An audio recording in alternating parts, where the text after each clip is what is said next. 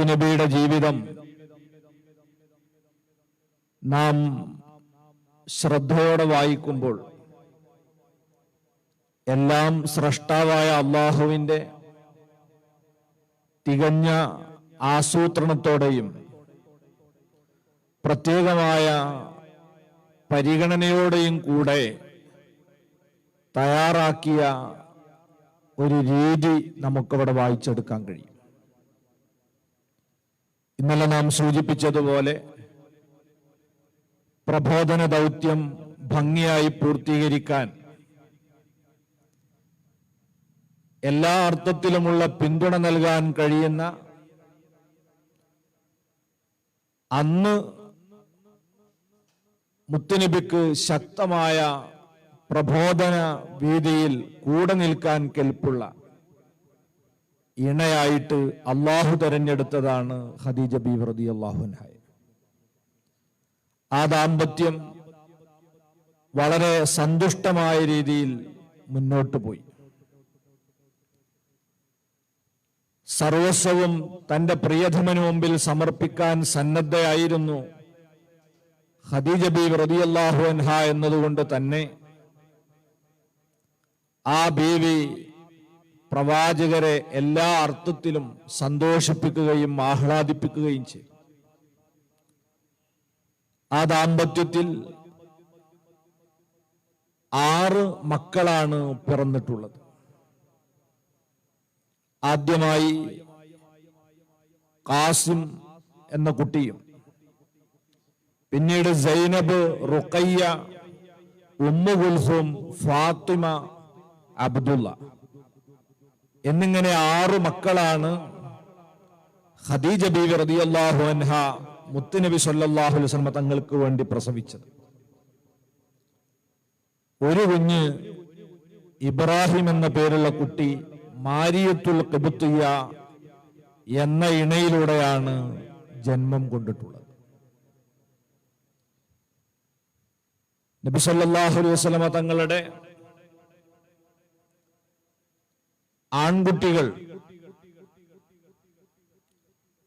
അത് ഒന്ന് അബ്ദുള്ള എന്ന കുട്ടിയാണ്, മറ്റൊന്ന് ഖാസിം എന്ന കുട്ടിയാണ്. ഇവർ രണ്ടുപേരുമാണ് ഖദീജ ബീവിയിലൂടെ പിറന്ന ആൺമക്കൾ. ഈ 2 കുട്ടികളും ചെറുപ്പത്തിൽ തന്നെ മരണപ്പെട്ടു പോയിട്ടുണ്ട്. അതിൽ ഇളയ കുട്ടിയായ അബ്ദുള്ള റളിയല്ലാഹു അൻഹു, വല്യപ്പയുടെ പേരാണ് ആ കുട്ടിക്ക് ലഭിച്ചത്.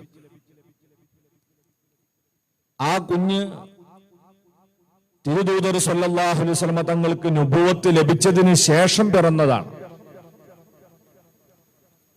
അതിനുശേഷമാണ് ആ കുട്ടി മരണപ്പെട്ടു പോകുന്നത്. ഇബ്രാഹിം എന്ന കുഞ്ഞ് ജനിക്കുന്നത് മദീനയിലാണ്. ചെറുപ്പത്തിൽ തന്നെ ആ കുഞ്ഞും മരണപ്പെട്ടു പോയി. അവശേഷിച്ചത് 4 പെൺമക്കളായിരുന്നു. ഇൻഷാ അല്ലാഹ് ചരിത്രത്തിന്റെ ചില ഭാഗങ്ങളിലൂടെ കടന്നു പോകുമ്പോൾ അവരൊക്കെ നമുക്ക് പരിചയപ്പെടാൻ സാധിക്കുമെന്ന് പ്രതീക്ഷിക്കുകയാണ്. ഏതായിരുന്നാലും സന്തോഷത്തോടെ വലിയ കച്ചവടക്കാരിയായിരുന്ന ഖദീജ റളിയല്ലാഹു അൻഹ അൽ അമീനിനെ ഇണയായി ലഭിച്ചതോടെ മുഴുസമയ ഭർതൃ പരിചരണത്തിലായി കഴിയുകയാണ്. അതിനുശേഷം കച്ചവടത്തിന്റെ കാര്യത്തിൽ ശ്രദ്ധ കൊടുക്കാറില്ല, സമ്പാദിക്കുന്നതിനെ കുറിച്ച് ആലോചിക്കാറില്ല. എല്ലാ സമ്പത്തും മുഹമ്മദ് മുസ്തഫ സല്ലല്ലാഹു അലൈഹി വസല്ലം തങ്ങളെ കയ്യിൽ ഏൽപ്പിച്ചു കൊടുത്തു എന്ന് നമ്മൾ ഇന്നലെ പറഞ്ഞു. എന്നാൽ ആ സമ്പത്ത് ഉപയോഗിച്ച് അള്ളാഹുവിന്റെ റസൂൽ കച്ചവടം വിപുലപ്പെടുത്താൻ വേണ്ടി ആലോചിക്കുകയോ ആ രീതിയിൽ വിപുലമായ ഒരു കച്ചവട ശൃംഖലക്ക് നേതൃത്വം കൊടുത്തതോ ആയി ചരിത്രത്തിൽ നമുക്ക് കാണാൻ പറ്റില്ല. പിന്നെ എന്തായിരുന്നു നബി തങ്ങൾ ചെയ്തത്? ഖദീജ റളിയല്ലാഹു അൻഹ കയ്യിലേൽപ്പിച്ചു കൊടുത്ത ആ സമ്പത്ത് തന്റെ കുടുംബത്തിലെയും നാട്ടുകാരിലെയും പാവപ്പെട്ടവർക്ക് ആവശ്യാനുസരണം ചെലവഴിക്കുകയായിരുന്നു. എന്നാൽ ഒരിക്കൽ പോലും ആ നൽകിയ വലിയ സമ്പത്തിനെ സംബന്ധിച്ച് കണക്ക് ചോദിക്കുകയോ എന്തെങ്കിലും ഒരു ആക്ഷേപം ഉന്നയിക്കുകയോ ബീവി ഖദീജയുടെ ഭാഗത്തൊന്നും ഉണ്ടായിട്ടില്ല. അവിടെയാണ് ഖദീജ ബീവി റളിയല്ലാഹു അൻഹ മുത്തുനബിക്ക് വേണ്ടി അള്ളാഹു പാകപ്പെടുത്തി വെച്ച ഒരു വനിതയായിരുന്നു എന്ന് പറയുന്നതിന്റെ പ്രസക്തി. നിങ്ങൾ ആലോചിച്ചു നോക്കൂ, സാധാരണക്കാരന്റെ ഒരു ഭാര്യ, അവരിൽ നിന്ന് നമ്മൾ എന്തെങ്കിലും ഒന്ന് വാങ്ങിപ്പോയാൽ, ചിലപ്പോ ഒരു വള അല്ലെങ്കിൽ ഒരു മോതിരം, ഇതെല്ലാം കടമെടുത്താൽ ചില ആളുകൾക്ക് എപ്പോഴാ അത് ഓർമ്മ വരിക എന്ന് പറയാൻ പറ്റൂല. രാത്രി 12 മണിക്കൊക്കെ ചിലപ്പോ ഒന്ന് ഉരുട്ടി വിളിക്കും, അല്ല നിങ്ങൾ ആ വള എപ്പോഴാ എടുത്തുതരാ. ഇതാണ് സാധാരണ വനിതകളുടെ അവസ്ഥയെങ്കിൽ ഇത്രയും വലിയ സമ്പത്ത് മുഴുവനും അങ്ങോട്ട് കൈവിട്ടു കൊടുത്തിട്ട് അതിനെ സംബന്ധിച്ച് കാമ എന്നൊരു പരാതിയും പരിഭവവും പറയാത്ത ഒരു മാതൃകാ വനിതയായിരുന്നു ഖദീജ റളിയല്ലാഹു അൻഹ. അവരെ ബർക്കത്ത് കൊണ്ട് നമ്മളെ സഹോദരിമാരെയും നമ്മയുമൊക്കെ അള്ളാഹു നന്നാക്കി തരുമാറാകട്ടെ. അങ്ങനെ മുത്തുനബിയുമായുള്ള ആ സംതൃപ്ത ദാമ്പത്യം മുന്നോട്ട് പോകുമ്പോൾ അള്ളാഹുവിന്റെ ഹബീബ് സാമൂഹിക പരിസരങ്ങളിൽ, ചുറ്റുപാടുകളിൽ നിരീക്ഷണം നടത്തുകയും സമൂഹത്തിന്റെ വിഷയങ്ങളിലൊക്കെ ഇടപെടുകയും ചെയ്ത് നന്മ ഉപദേശിച്ചും തിന്മക്കെതിരെ വെറുപ്പ് പ്രകടിപ്പിച്ചും അവിടുന്ന് പ്രവർത്തനം ആരംഭിച്ചിരുന്നു.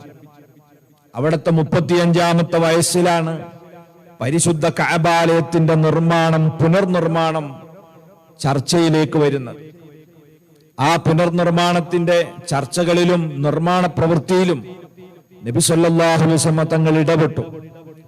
ശുദ്ധമായ പണം കൊണ്ട് മാത്രമേ കഅബത്തിന്റെ പണി പൂർത്തീകരിക്കാവൂ എന്ന തീരുമാനം കൂട്ടായി എടുക്കുകയും ആ തീരുമാനത്തിന്റെ അടിസ്ഥാനത്തിൽ നിർമ്മാണം നടക്കുകയും ചെയ്തപ്പോൾ ശുദ്ധമായ പണത്തിന്റെ പരിമിതി മൂലം വിശുദ്ധ കഅബയുടെ വലിപ്പം കുറക്കാൻ അവർ നിർബന്ധിതരായി. ഓരോ ഗോത്രക്കാർക്കും ഓരോ റുക്കുനുകൾ വീതിച്ചു കൊടുത്ത് കഅബത്തിന്റെ പുനർനിർമ്മാണം പരിപൂർത്തീകരിക്കപ്പെട്ടപ്പോൾ പിന്നീട് ഹജറുൽ അസ്വദ് എന്ന പവിത്ര കല്ല് സ്ഥാപിക്കുന്നതിനെ കുറിച്ചായി ചർച്ച. ആ സമയത്ത് ഓരോ ഗോത്രക്കാരും പറഞ്ഞു, ഓരോ കുടുംബക്കാരും പറഞ്ഞു, ഹജറുൽ അസ്വദ് യഥാസ്ഥാനത്ത് വെക്കാൻ അർഹരായിട്ടുള്ളവർ ഞങ്ങളാണ്, അല്ല ഞങ്ങളാണ്. ഓരോ ഗോത്രവും അവകാശവാദം ഉന്നയിച്ച് മുന്നോട്ട് വന്നപ്പോൾ അതൊരു വലിയ തർക്കത്തിൽ കലാശിച്ചു. ആരും അണുഅളവ് വിട്ടുകൊടുക്കാൻ തയ്യാറായില്ല. ആ അവകാശം ഞങ്ങൾക്ക് തന്നെ വേണമെന്ന് എല്ലാവരും ഷടിച്ചു. അവസാനം ഒരു യുദ്ധത്തിന്റെ വക്കിലെത്തി വിഷയം. ആരാണ് യുദ്ധത്തിൽ ജയിക്കുന്നത്, അവര് വെക്കട്ടെ ഹജറുൽ അസ്വദ്. ആ ഒരു തലത്തിലെത്തിയപ്പോഴാണ് മക്കയിൽ ഏറ്റവും പ്രായമുള്ള ഒരു കാരണവരായിരുന്ന അബൂ ഉമയ്യത്ത് ഇബ്നുൽ മുഗീറ എന്ന് പറയുന്ന വന്യവയോധികർ വന്നിട്ട് പറഞ്ഞു, നമ്മൾ ഈ ദേവാലയം, ഈ കഅബാലയം ഇപ്പോൾ പണി കഴിപ്പിക്കുന്നത് ഇവിടെ നമ്മൾ ആരാധന നടത്താനാണ്. ആരാധന നടത്തേണ്ട നമ്മൾ പരസ്പരം വെട്ടിമരിച്ചാൽ പിന്നെ എന്തിനാണ് ഈ ആരാധനാലയം ഇവിടെ നമ്മൾ നിർമ്മിക്കുന്നത്? അതുകൊണ്ട് തന്നെ ഞാനൊരു ഉപായം പറയാം, ഒരു പരിഹാരം പറയാം. എന്താണ് അദ്ദേഹം പറഞ്ഞ പരിഹാരം? അയ്യുഹക്കിമു അവ്വല മൻ യദ്ഖുലു അലൈഹിം മിൻ ബാബി ബനി ശൈബ. പരിശുദ്ധ കഅബയിലേക്ക് പല കവാടങ്ങളുമുണ്ട്. അതിലൊരു വാതിലാണ് ബാബു ബനി ശൈബ എന്ന് പറയുന്ന കവാടം.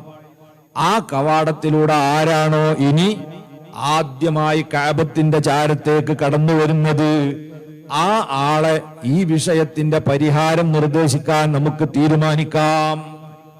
ആശ്വാസമായി. യുദ്ധത്തിനു വേണ്ടി വാള് മൂർച്ച കൂട്ടിക്കൊണ്ടിരുന്ന ആളുകളൊക്കെ അവിടെ വെച്ചു. അവരിങ്ങനെ കാതോർക്കുകയാണ്. അവിടെയാണ് അൽ അമീൻ മുഹമ്മദ് മുസ്തഫ സ്വല്ലല്ലാഹു അലൈഹി വസല്ലമ തങ്ങളുടെ വീട്ടിൽ അന്നൊരു വിശേഷമുണ്ട്. അതെന്തായിരുന്നു?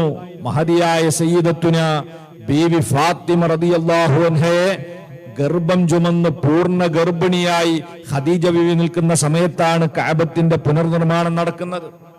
മുത്തുനബിയുടെ വീട്ടിൽ മുത്തുനബി സല്ലല്ലാഹു അലൈഹി വസല്ലമ തങ്ങളുടെ അതേ രൂപവും ഭാവവുമുള്ള, അതേ മുഖച്ഛായയുള്ള ആ പൊന്നോമന പുത്രി ബീവി ഫാത്തിമ റളിയല്ലാഹു അൻഹ പ്രസവിക്കപ്പെട്ട ദിവസമായിരുന്നു അത്രേ അത്.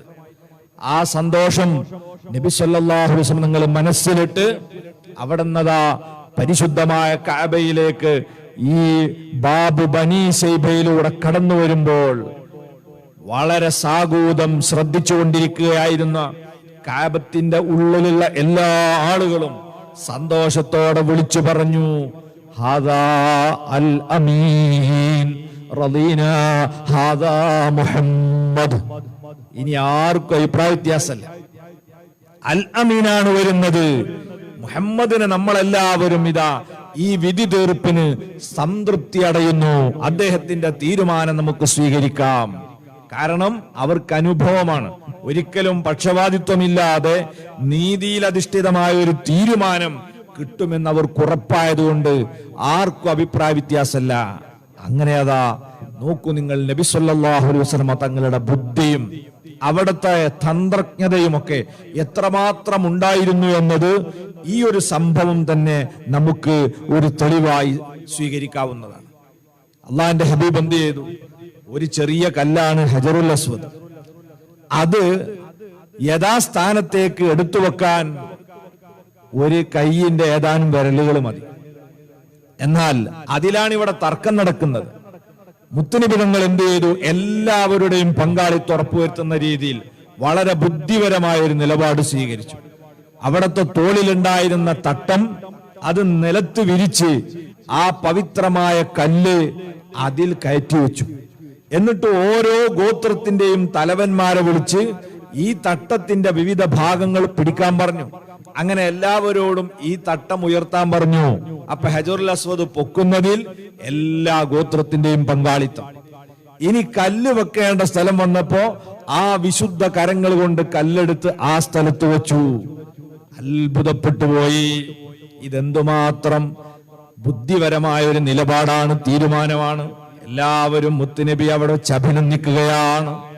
ഈ രീതിയിൽ ബുദ്ധി കൂർമ്മതയോടുകൂടി കാര്യങ്ങളെ കൈകാര്യം ചെയ്യാൻ അല്ലാഹു സുബ്ഹാനഹു വ തആല വലിയ ഹിക്മത്ത് പ്രവാചകത്വം ലഭിക്കുന്നതിന് ഔദ്യോഗികമായി പ്രഖ്യാപിക്കപ്പെടുന്നതിന് മുമ്പ് തന്നെ നൽകിയിരുന്നു. അങ്ങനെ ആ 35-ാം വയസ്സിലെ ഈ തീരുമാനവും അവിടെ നിന്നെടുത്ത് വീണ്ടും മുന്നോട്ട് പോകുകയാണ്.